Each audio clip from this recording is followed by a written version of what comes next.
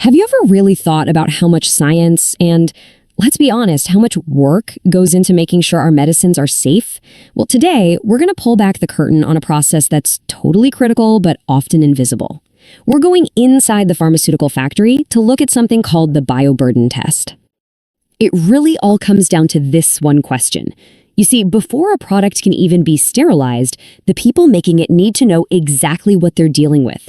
They have to ask, are there any little microbial stowaways in this batch? And if there are, how many? That's where bioburden testing comes in. And that brings us to the star of our show today, bioburden.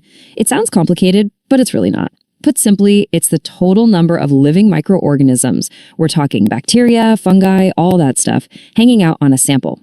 You can think of it like taking a census of unwanted microbial residents, whether that's on raw materials or even the rubber stoppers for vials, before anything gets sterilized. Okay, so to really get a grip on this, here's how we're going to break it down. We've just covered what bioburden is. Next, we'll dive into how labs get ready for the test. Then we'll look at the three main ways they actually count the microbes. After that, we'll walk through the official test itself, and finally, we'll see how they make sense of the results.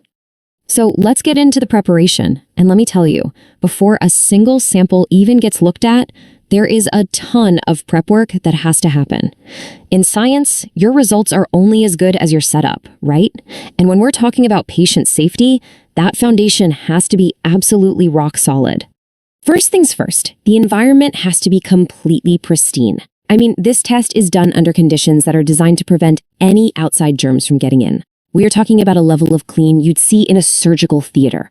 It makes sense, right? You can't get an accurate count of the microbes in the sample if microbes from the air are landing on your test plate. Now, this is where it gets really clever. How do you prove your test actually works? Well, before you start looking for unknown microbes, you challenge your system with ones you already know. The lab uses this specific panel of microorganisms, like Staphylococcus for bacteria, Aspergillus for mold, just to make sure the test is sensitive enough to find all the different kinds of things it might run into in a real sample. And, the checks don't stop there. There are three more big ones. First, they have to prove that the nutrient gel they use, it's called agar, can actually grow microbes. Second, they run what's called a negative control.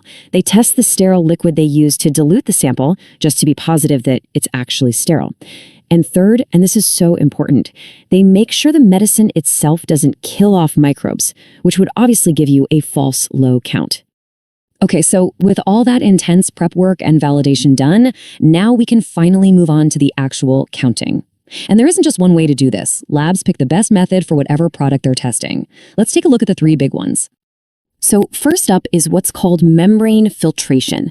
This method is absolutely perfect for liquids. You take the sample and pass it through an incredibly fine filter. I'm talking pores no bigger than 0.45 micrometers.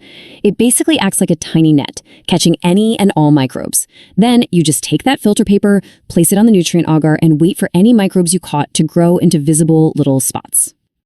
Next, we have the pour plate method. With this one, you take your liquid sample and you mix it directly with warm liquid agar. Then you pour that whole mixture into a petri dish and let it cool down and solidify.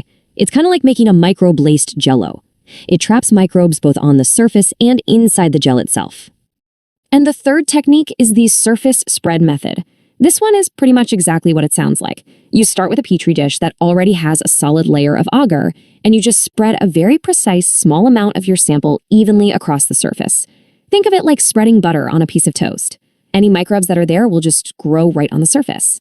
All right, the prep is done. We know the methods. It is time for the main event. Let's see how a real sample, taken right off the pharmaceutical production line, actually gets put to the test. First, the sample itself needs a little prep. It's usually diluted in a sterile solution. But here is the really critical part.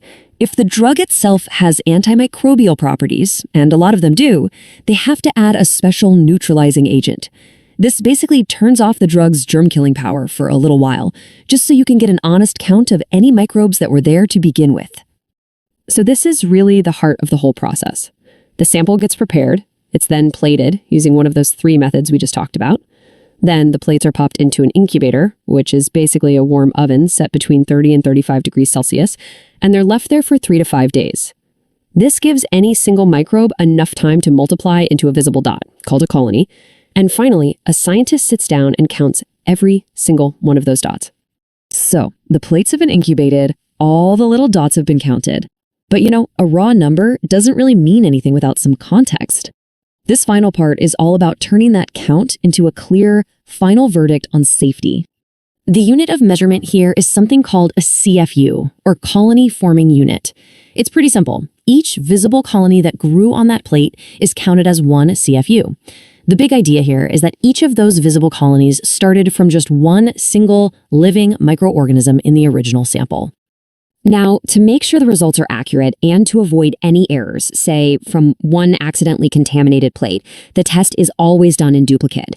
That means 2 separate plates are made from the exact same sample. The final number they use isn't just from one plate, it's the average count from both of them. It's a fundamental step for good, reliable science. So here's the crucial point. That average colony count gets standardized. It's turned into a rate, like colony forming units per gram or per milliliter. This turns a simple dot count into a standardized measurement that can be compared directly against the very strict predefined safety limits for that specific drug.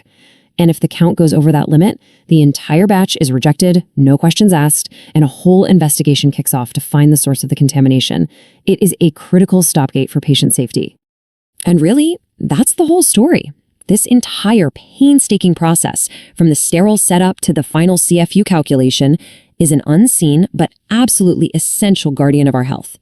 It's happening every single day in pharmaceutical factories all over the world, making sure the products we rely on are safe and free from dangerous contamination before they even get to that final sterilization step. It really makes you think, doesn't it? This is just one of countless hidden scientific processes working behind the scenes to protect every single one of us. It kind of leaves you wondering, what other invisible guardians are out there, ensuring the safety and quality of the world all around us?